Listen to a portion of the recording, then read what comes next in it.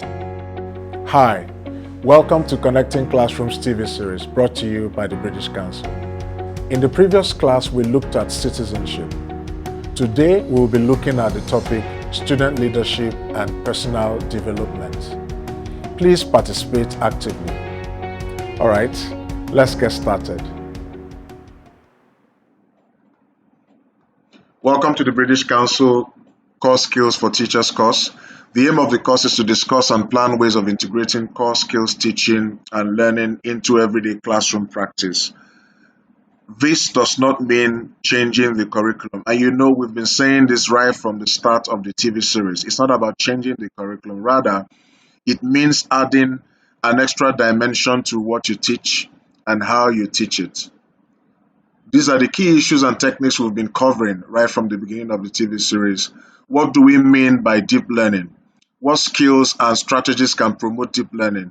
How can we make space in the curriculum for core skills to be developed? What teaching approaches work best to help students develop core skills? How do we get others to support the embedding of these skills in the curriculum? So what do we expect of you? As always, we want you to think hard about how to apply the core skills to the subjects that you teach. Try to implement some of the new ideas and approaches you have learned in your teaching. Connect with colleagues to share what you're learning and discuss how you're trying out the new ideas. So welcome to Unit 6. And in this unit, we'll look at the core skill, student leadership, and personal development. What are the learning outcomes for Unit 6? Number one is to understand what student leadership is, understand the importance of students taking ownership of their own learning, and understanding how leadership as an activity can be exercised by anyone. Let's look at the British Council definition of student leadership and personal development. It says honesty, leadership, self-regulation, and responsibility, perseverance, empathy for contributing to the safety and benefit of others, self-confidence, pupil voice, resilience, personal health and well-being, career and life skills, and learning to learn lifelong learning. So that's the definition, but I'd like you to look at some of the keywords here, including honesty, leadership, responsibility, perseverance, and then write in your notebook what those keywords mean to you. What do they mean to you as a person? What do you think? What do you take out of them? You should endeavor to work on student leadership with your head teacher as you embark on your journey into deep learning together.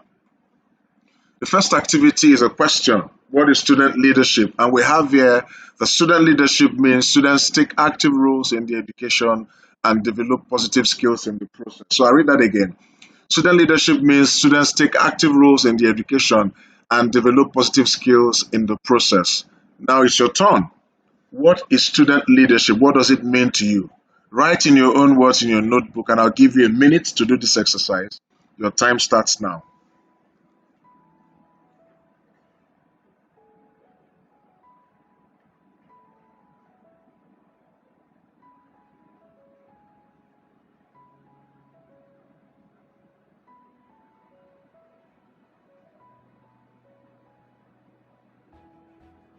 Please hope you're still writing.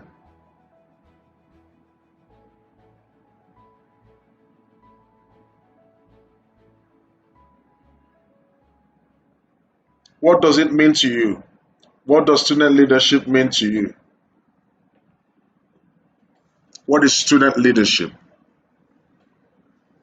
Okay, let's move on. So the next activity is identifying leaders and learners in the school. So the question is, who are the leaders and learners in your current school community? Now for this activity, think about everyone who is involved in or connected to the life of your school. Think about everyone who comes into the school each day, pupils, teachers, other staff. Think about the broader school community and the associated stakeholders, including parents, students, teachers, and other staff, government officials, businesses, etc. Is there any student leadership? Are there digital leaders? Is there a school council? Are there captains of teams? Please write down your answers in your notebook. Who are the leaders and learners in your current school community? You have another 1 minute to look at this question and then write down the answers in your notebook.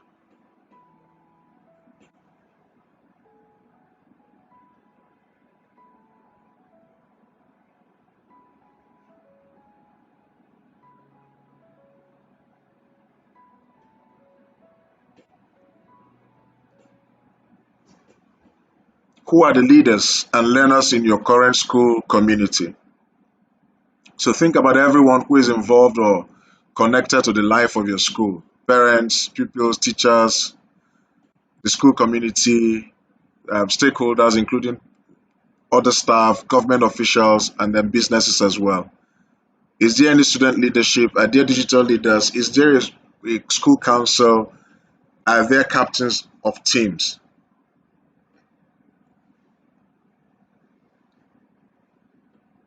All right, let's move on to the next slide. The third activity is about leadership for learning. So, based on your current thinking and in the context of your school community, to what extent do you agree or disagree with this anyone and everyone view? To what extent do you disagree or agree with this view, anyone and everyone? So, do you agree or disagree with the idea that one, anyone can be a leader? Two, everyone is a learner? Do you agree or disagree that anyone can be a leader and everyone is a learner? Before we move to the next slide, I'd like you to just think about this. If there's someone sitting by you, have a conversation with that person and then ask this question. In the school environment, can anyone be a leader?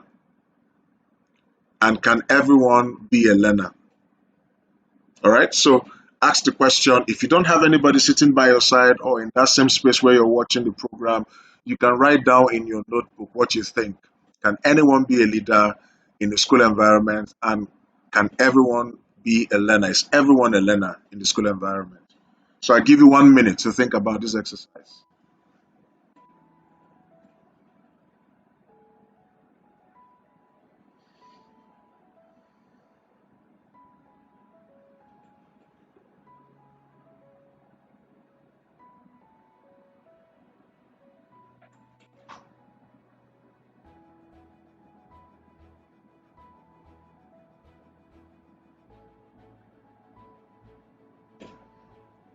Do you agree or disagree with the idea that anyone can be a leader and that everyone is a learner? What do you think? Do you agree or disagree? When you look at your school and the school community at large, do you think anyone can be a leader? Do you think everyone is a learner? What do you think?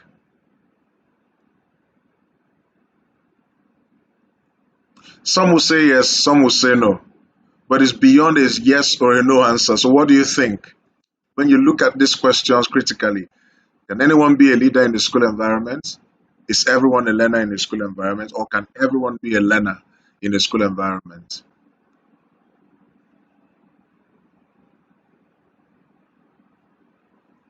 So for the next activity, you're going to look at the value lines shown in the next slide. So I'm going to show you the next slide, and there are value lines that are on that slide. And make a choice for each one about where you stand. The middle of the line indicates that you have agreed with it. So if you agree that anyone can be a leader, to the left-hand side means you don't agree. To the right-hand side means you agree completely. In the middle means that you're halfway. You either agree or disagree, right? So again, I give you the instruction. Look at the value line shown in the next slide. Make a choice for each one about where you stand. Each one means those 2 points that have been raised. Anyone can be a leader. Everyone is a learner.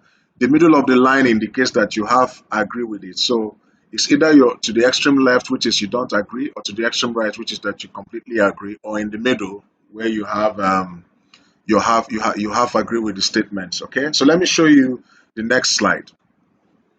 So a score of +5 would indicate that you strongly agreed with the statement. So that's to the right hand side. A score of -2 would indicate that on balance you disagree with the statement. All right. So 5 means you agree, -2 means you disagree, and anywhere to -5 means you completely disagree. The middle line means you neither agree or disagree, and then you're just in the middle. So the first one is on leadership. Anyone can be a leader. Where would you rank that? On the second value line, on learning, everyone is a learner. Where would you rank that? So decide on your score for each of the value lines. You should then write a short statement explaining your scores in your notebook, taking into account your current thinking and the context of your school community. And I'll give you 2 solid minutes to do this exercise. You don't need to rush this one. I'll probably play music in the background for you so that you take your time to do this exercise. Decide on your score for each of the value lines. You should then write a short statement explaining your scores in your notebook, taking into account your current thinking and the context of your school community. Your time starts now.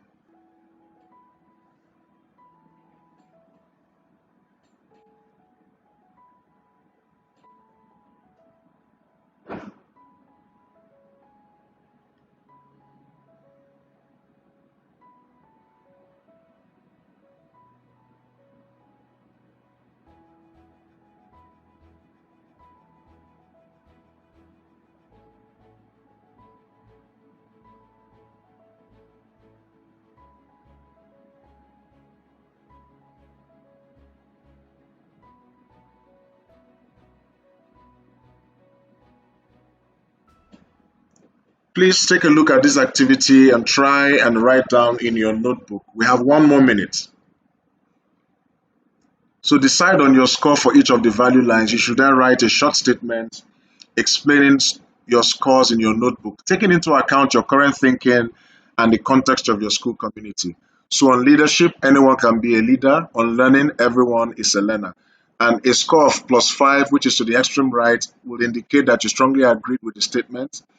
A score of -2 to the extreme left will indicate to the left, and up to -5 will indicate that on balance you disagree with the statement. You have about 31 seconds more.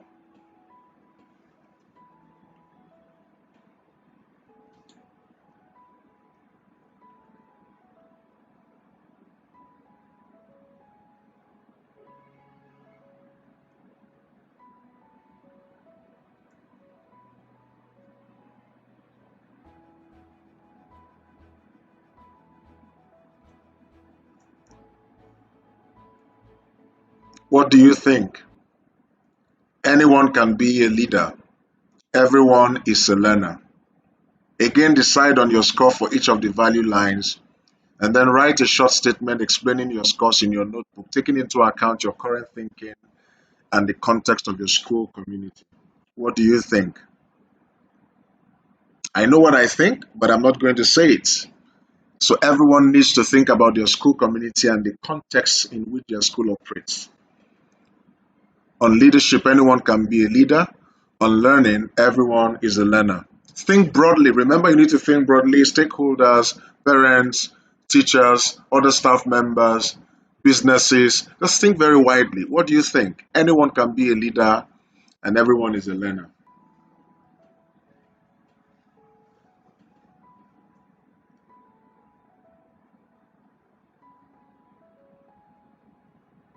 The clock is ticking.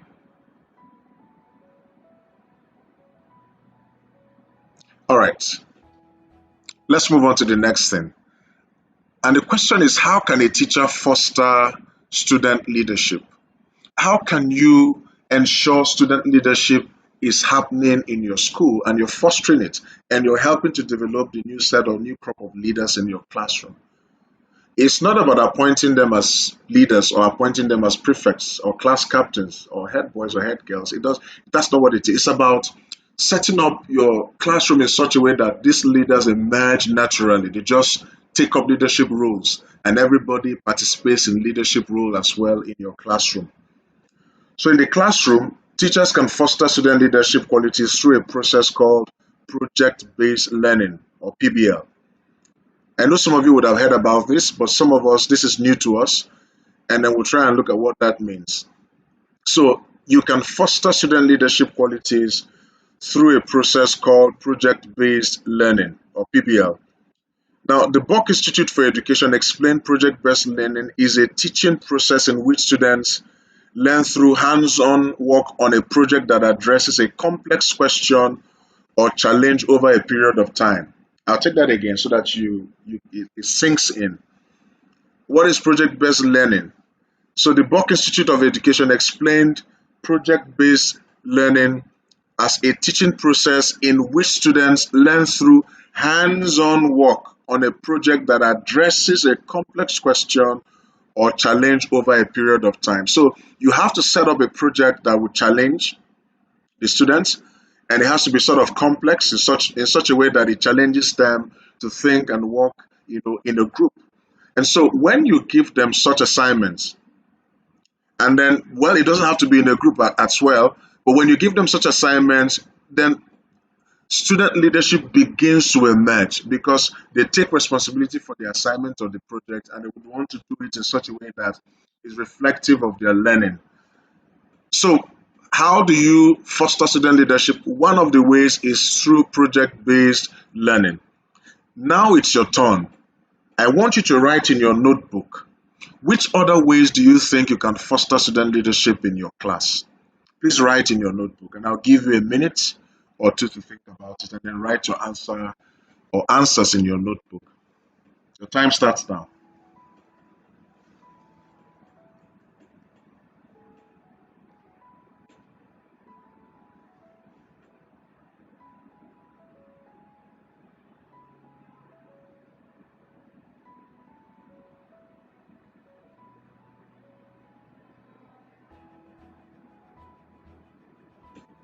What do you think? Which other ways do you think you can foster student leadership in your class? How would you encourage it? How would you lead on it? What beauty if we begin to see leadership emerge among your students? Remember that it is very important that students take ownership of their own learning. They become teachers of their own learning. That way you're engendering the template for them to become student leaders in their own rights. So which other ways do you think you can foster student leadership in your class? I give you 20 more seconds and then we'll move on to the next thing.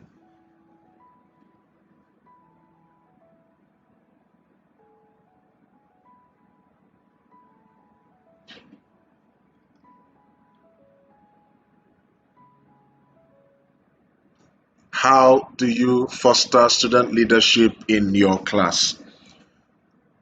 What do you think? All right, let's move on to the next thing. Now, this is a closing thought, or these are the closing thoughts on student leadership. Core skill stacks are energized by the notion of learning leadership, in which students are expected to become leaders of their own learning, able to define and pursue their own learning goals using the resources, tools, and connections that digital access enables. I'll read that again and I would like you to reflect on it. So, core skill stacks are energized by the notion of learning leadership, in which students are expected to become leaders of their own learning, able to define and pursue their own learning goals using the resources, tools, and connections that digital access enables. So think about this closing thoughts. What do you think? How have you been enabling your students to become student leaders, or have the student leadership qualities or skills? What have you done? So looking at this statement, what comes to mind?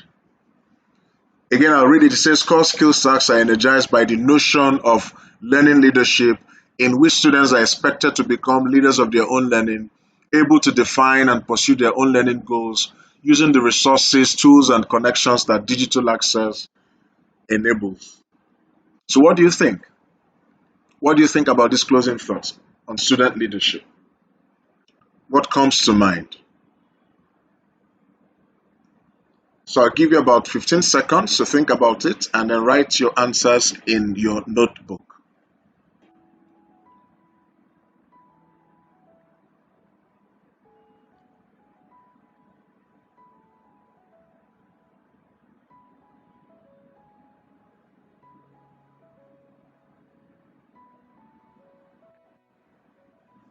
Okay, so let's try and summarize what we have been doing in the last 6 units. So you have been introduced to the core skills that are essential to the development of individuals ready to take on the challenges of today's globally interconnected world. Remember, it's been fun. Remember, it's been exciting. And then we looked at critical thinking and problem solving.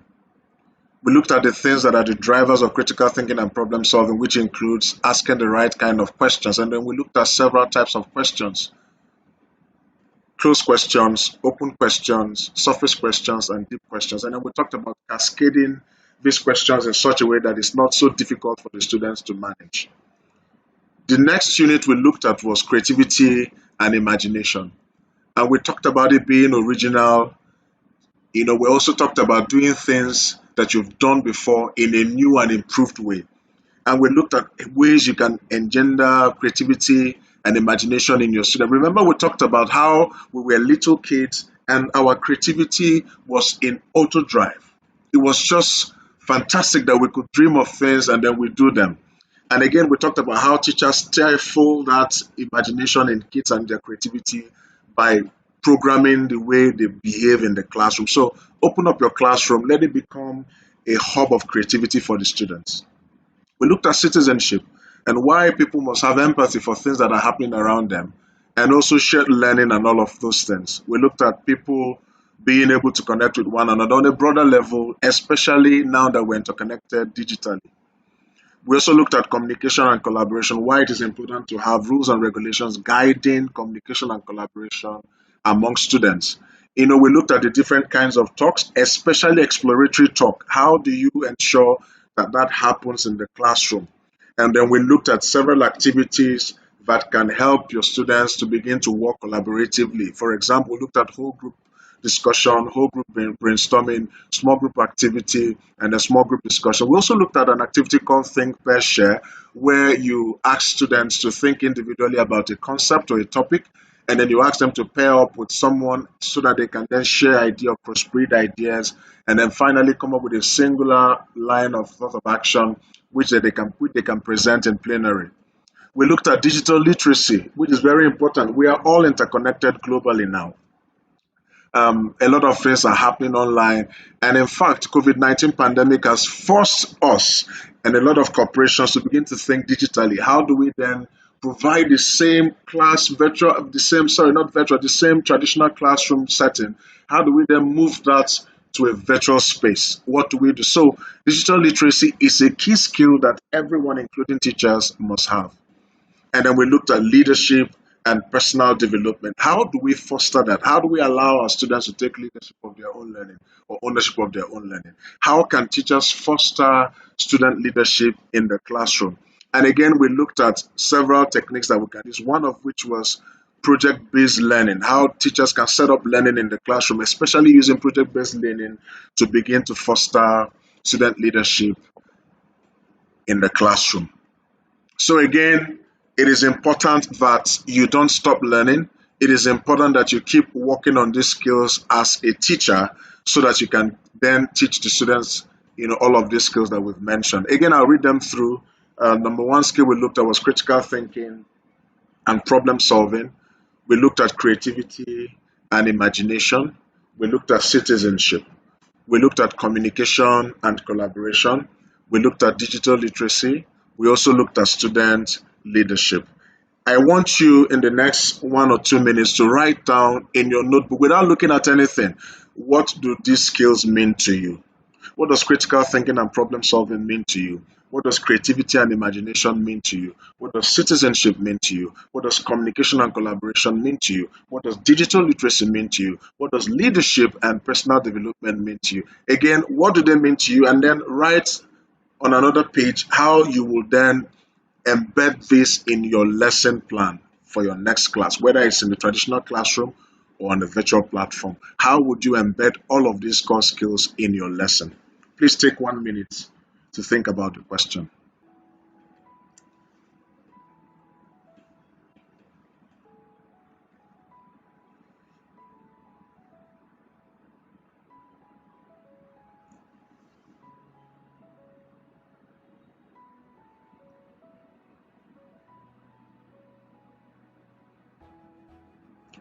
I hope you're writing and you're giving it thought. So, how would you embed all of these core skills in your lesson? No matter the subject you're teaching, no matter the topic you're teaching, you can embed one, two, or more of these core skills in your lesson. So, what do you think? How can you do that? How can you bring it to life? How can you make it meaningful for the students, even for yourself as a teacher? I also wanted to write out what is the exciting thing for you about all of this. What is exciting about all of this for you?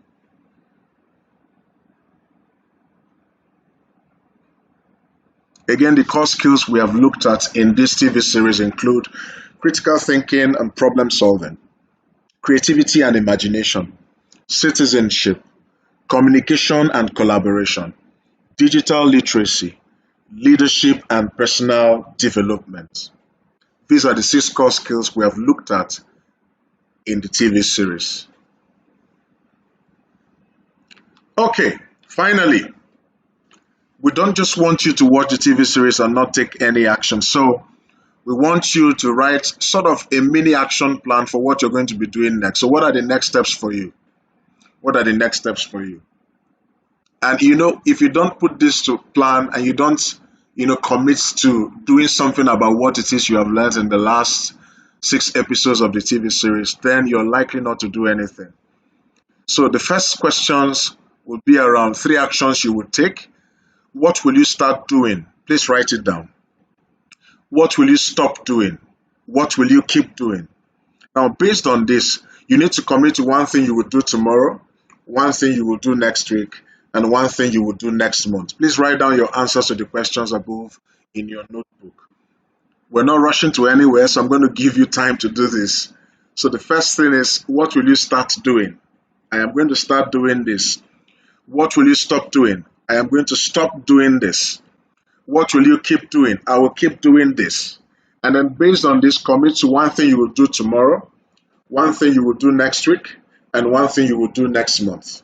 So you have 2 minutes, 2 solid minutes, and I am going to be playing music in the background for you to do this exercise. So 2 minutes and your time starts now.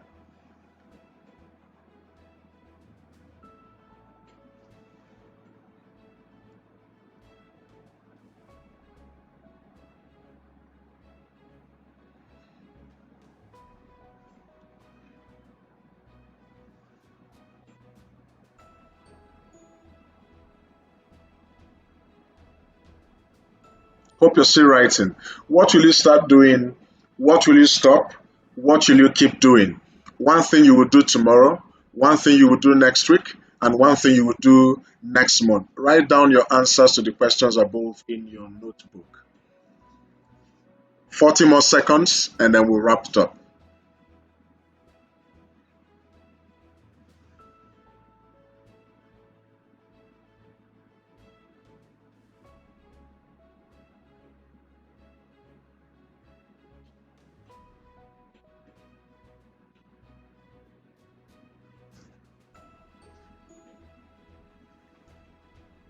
All right. Thank you for being a part of this process. This is the end of Unit 6, Student Leadership and Personal Development. Hope it has been useful. Thank you. This is the end of the series. Hope you found all the classes useful. Remember, if you want to stand out as an educator, continuous learning should be second nature for you. Thanks for being a part of it. For more information, questions or suggestions, connect with the British Council on all our social media platforms. Bye.